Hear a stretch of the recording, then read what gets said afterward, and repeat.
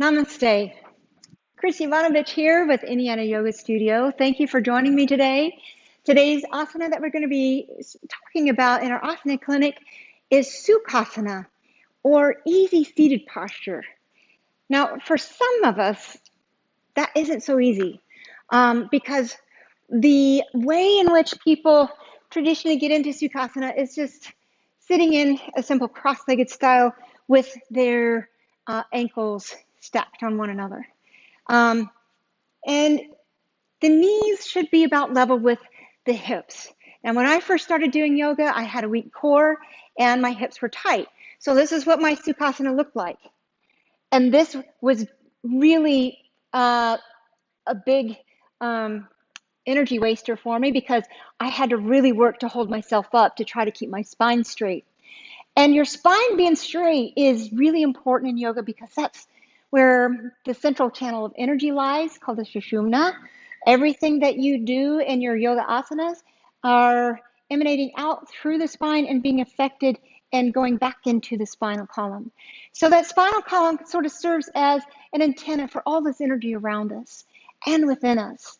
So in order to comfortably get into Sukhasana, which in Sanskrit translates as comfortable seated position, we'll make it as comfortable as possible until we do get to that point to where we don't need assistance. So there are several things you can do in order to help you create that nice straight spine and sit comfortably. A lot of yoga classes will have their students begin in a comfortable seated position. And this can be quite daunting for those of us that are just starting and outright painful. So something that you can do to help you come into this more comfortably is a nice folded blanket. So if your knees are above your hips, you can just elevate your sitting bones on this. Maybe your knees come down on the floor. Maybe they're still up here. If that's the case, don't be afraid of just placing some blocks underneath your knees. Because the main thing that you want to focus, again, is that nice straight spine. So if you've looked at our Tadasana Clinic, you'll know that you'll want from the waist up everything to be lifted, bright, and expansive.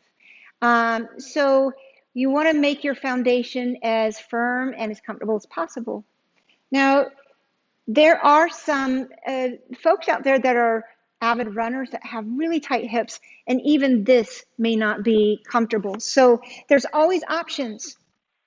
You can always sit on a bolster.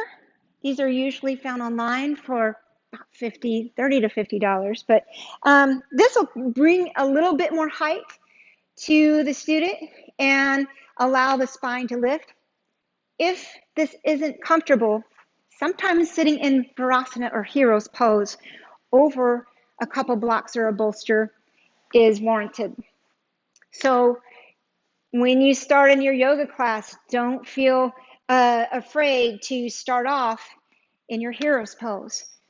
Teachers will totally appreciate your ability to know, okay, yeah, I'm going to get into Hero's pose so I can be most comfortable. And it'll allow the teacher to know that you are able to modify for yourself. And that's what our asana clinics are mainly for, not only for teachers, but for those practitioners that would like to deepen their own practice. So you can do this. I do know quite a few athletes that are 6'7" and taller, so that might be too short for them. You can take as many blocks as you like, maybe even on top of your bolster to sit in your Hero's pose. So this is another great option as well for those that are 6'5" and taller. And to be able to, again, draw the bottoms of the ribs in as you widen the collarbones, ears level with the shoulders, and the back of the head lifts as the chin ever so slightly tucks. You're still feeling that lifting action through the crown of the head as the shoulders relax down the backs of the ribs. Rooting into the sitting bones or the ischium tuberosities. Yeah, it's so much easier to say sitting bones. You root into those to rise. So it's kind of like the lotus flower, you know, we're stuck in the muck metaphorically in life. We're stuck in the mud, and yet the lotus flower comes up out of that mud, goes through water, and shines and just blossoms to the sun.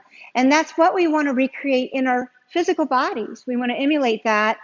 And, when we get to the subtle body, we see the thousand petal lotus at the crown of the head. This is called the Sahasrara chakra, or the thousand petaled lotus energy wheel that's said to be located at the crown of the head.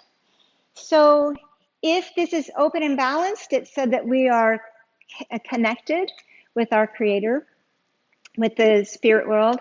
If it's closed off, then we can have that feeling of disconnect from spirit world, and maybe even disconnect from that ever-pervading joy, that bliss that can be tapped in through meditation.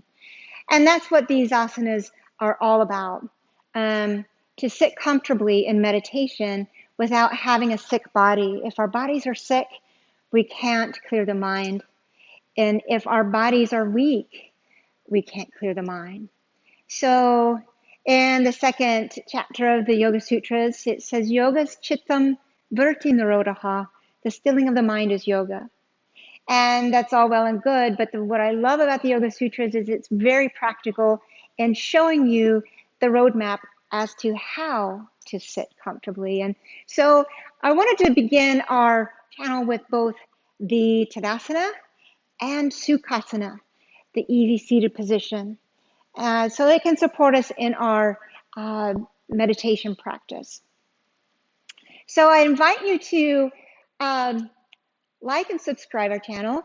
Ask us any questions you might have, leave any comments. I really appreciate you joining us. And until next time, thank you. May you go the rest of your day in much love, light, peace, and health. Namaste.